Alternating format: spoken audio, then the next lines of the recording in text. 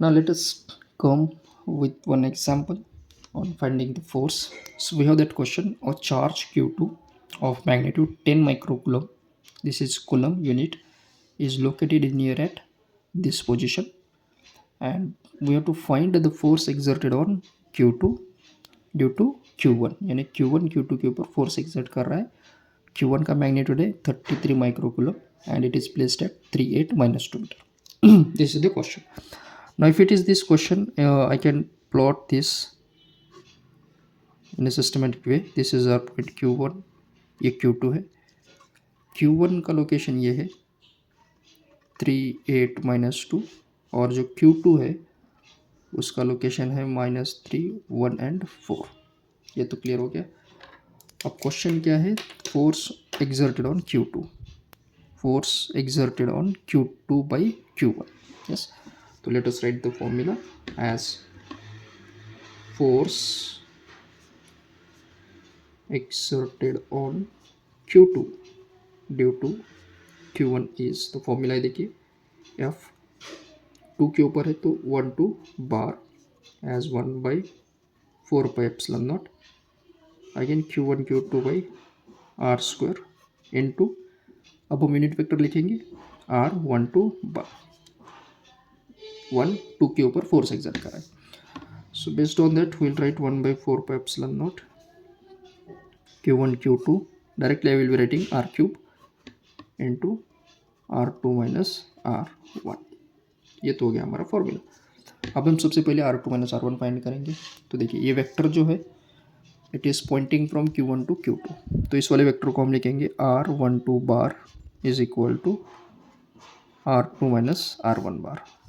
अब R2 ये location पे है as -3AX plus AY plus 4AZ. Okay, minus R1 यानी ये वाला डिस्टेंस या ये वाला पॉइंट है जिसका एक्सिस XYZ है, तो इसको हम लिखेंगे 3AX plus 8AY minus 2AZ.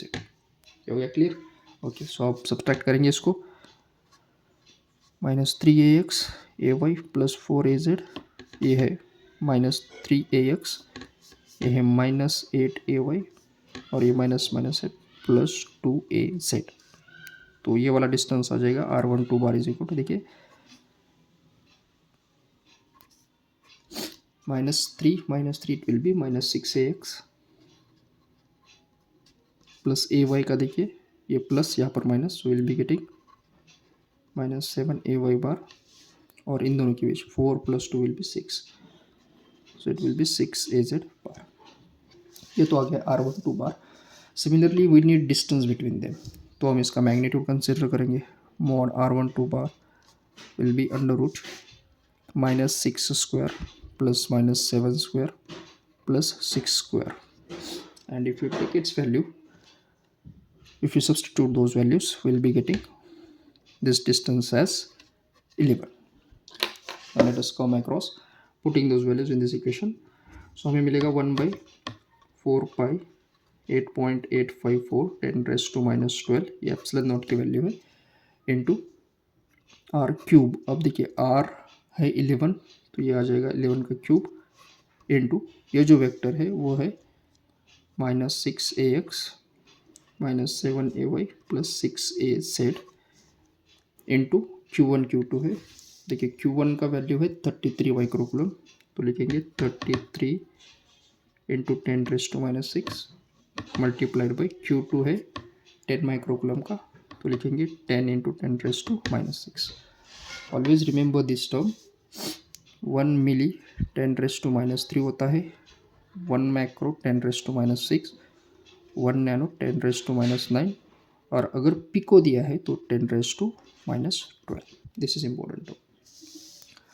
Now first of all we'll solve these terms and then we'll come across this multiplication. तो देखिए यहाँ पर 10⁻⁻6 10⁻⁻6 बेस से मैंने पावर का एडिशन 10⁻⁻12 होता है, और 10⁻⁻12 get cancel. So we'll be left with 33 upon 4 pi 8.85 into 11 into 11 into 11. Why are we writing this one? Let's simplify this. देखिए ये 11 और 33 कैंसिल हो सकते हैं. 11 3 जा 33. That's why I written this as. Okay. Now we'll simplify this particular term using the calculators. So here we'll be writing 3 divided by, we are having 4 pi into 8.85 into 11 square. So we'll be writing 11 into 11. So we'll be getting this answer as, this particular term will be getting 2.230 into 10 raised to minus 4, and these vectors minus 6ax minus 7ay plus 6az. Now I have to multiply this term with this. So we'll be writing answer into 6. So we'll be getting 1.338. 1.338 ax 10 raised to minus 3. Similarly, we'll multiply with 7. It's 2.230 into 7. So we'll be getting 15.61. and similarly अगर 6 के लिए करते हैं, so we'll write minus 15.61 10 raised to minus 3 ay, और 6 के लिए तो यही आ जाएगा as plus 1.33 az into 10 raised to minus 3. Finally इस 10 रेस टू माइनस 3 को यहाँ पर मल्टीप्लाई करेंगे. तो देखिए 10 रेस टू माइनस 3 से अगर हम इसे मल्टीप्लाई करेंगे तो हमें आंसर मिलेगा माइनस 0.0133 ax माइनस इसको भी 0.0156 ay, और ये आ जाएगा plus 0.0133 az with the unit as newton. तो ये आ गया हमारा force acting on Q2 due to Q1. Okay, I hope you understood this. Thank you. Now let us take another example on Coulomb's law, as the question is, a charge Q1 of 10 microcoulomb is located at origin while Q2 of 5 microcoulomb is located at 3 minus 4 5. So basically we are given with data as charge Q1 having 10 microcoulomb and its location is origin 0 0 0, whereas second charge Q2 is having value 5 microcoulomb and it is located at 3 minus 4 5. So this is our first point, और ये हम consider करेंगे second point. What is the question? Find force exerted on Q1 due to Q2. So Q2 Q1 के ऊपर कितना force exert कर रहा है वो हमें डिटरमाइन करना है. So what will be the formula? First will check force on Q1 due to what? Q2. So ये वाला फोर्स हमें डिटरमाइन करना है. Force exerted by second charge on the first one. तो ये फोर्स हमें डिटरमाइन करना है. और सेकंड क्वेश्चन है इसका मैग्नीट्यूड भी फाइंड करना है. So first of all will write the formula. We know that force will be equal to Q1 Q2 upon 4 pi epsilon naught r square into we are having r21 bar unit vector. Force 2 1 है तो ये भी क्या है r21 बार. तो इसको हम लिखेंगे Q1 Q2 upon 4 pi epsilon naught r square into now r21 it's a position vector which is equal to 1 minus 2. तो आ जाएगा r1 बार माइनस r2 बार. तो ये हम लिखेंगे r1 bar minus r2 bar divided by its magnitude as r21 bar. अब हम find out करेंगे इस वाले टर्म को. तो देखिए r21 bar is equal to r1 यानी फर्स्ट पॉइंट लोकेशन है 0 0 0 माइनस ये वाले पॉइंट का लोकेशन है 3 माइनस 4 5. अब हम एक्स वाई जेड को सब्सट्रैक्ट करेंगे. 0 - 3 will be getting -3ax. X component है. 0 माइनस माइनस प्लस होता है तो ये आ जाएगा 4ay. और ये देखिए 0 - 5 यानी आ जाएगा -5az. तो ये आ गया हमारा वेक्टर. सिमिलरली हम इसका डिस्टेंस भी फाइंड आउट करेंगे. As mod r21 will be equal to √ -3 square plus 4 square plus -5 square. So this will be equal to 9 plus 16 plus 25. So if you take its square root, we will be getting the value as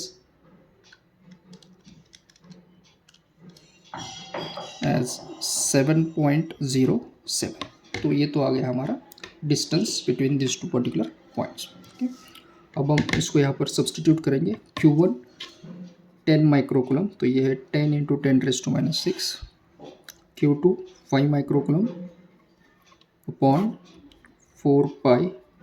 epsilon not की value 8.85 10⁻⁻12. अब देखिए are square है और ये है are. इन दोनों का multiplication r³ जो हमारे पास अवेलेबल है 7.07. तो इसको हम लिखेंगे इंटू 7.07 का cube multiplied with this vector -3ax 4ay -5az. So here written. Now first of all we'll calculate this value, and in that case देखिए 10⁻⁶, 10⁻⁻6, 10⁻⁻12 कैंसिल हो जाएगा. Now let's go for this calculation.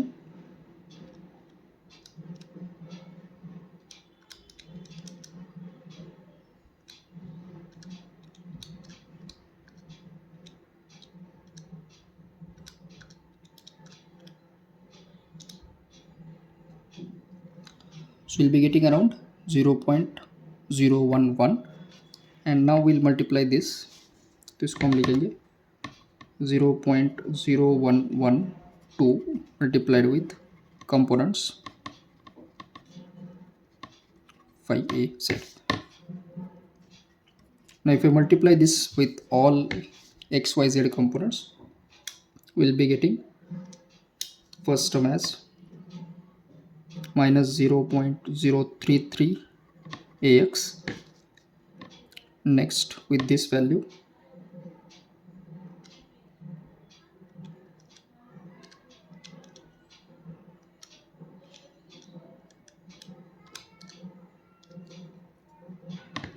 (0.0448ay) and ये वाला आ जाएगा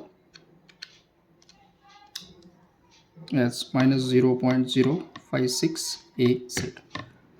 So this will be our force on charge 1 due to second charge.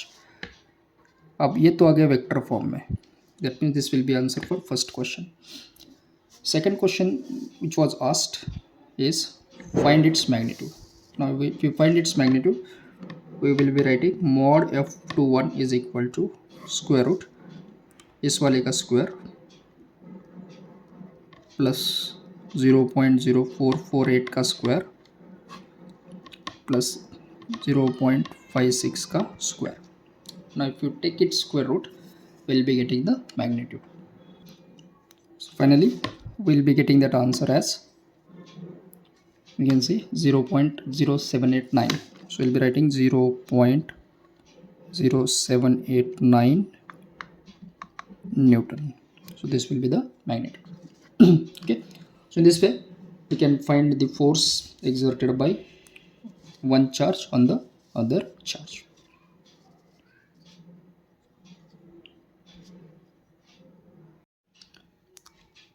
Now in this one we'll see another kind of example as a point charge q1 of 300 microcoulomb is located at this location.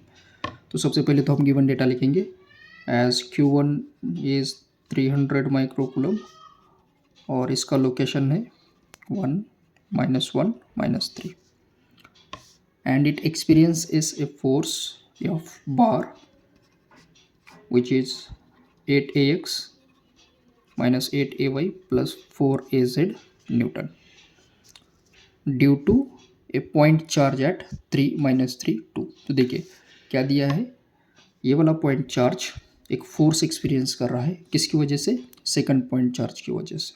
Okay, अब second point charge जो Q2 है वो हमें find out करना है, find the other charge.